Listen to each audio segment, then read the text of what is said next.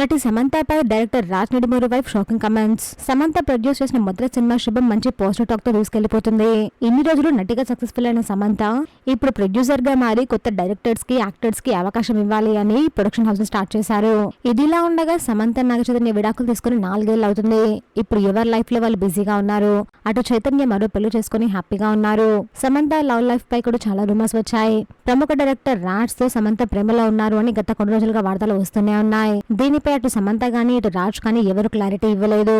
కానీ సమంత రాజ్ తరచూ ఒకే దగ్గర కనిపించడంతో ఆ న్యూస్ నిజమే అని అంతా అనుకుంటున్నారు. కానీ రాజ్ కి ఇంతకు ముందుకే పెళ్లైపోయింది, ఒక పాప కూడా ఉంది. రాజ్ ఇలాంటి పని చెయ్యరు అంటూ కొంతమంది అంటూ ఉన్నారు.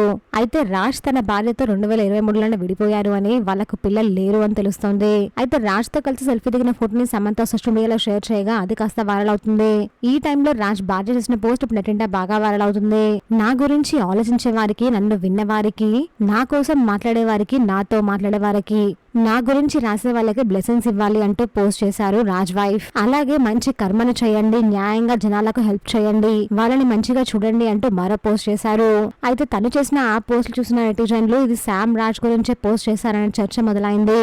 దీనిపై మీ ఒపీనియన్ ని కమెంట్ చేయండి. ప్లీజ్ ఫ్రెండ్స్, మా ఛానల్ పై తీసుకోండి ప్లీజ్.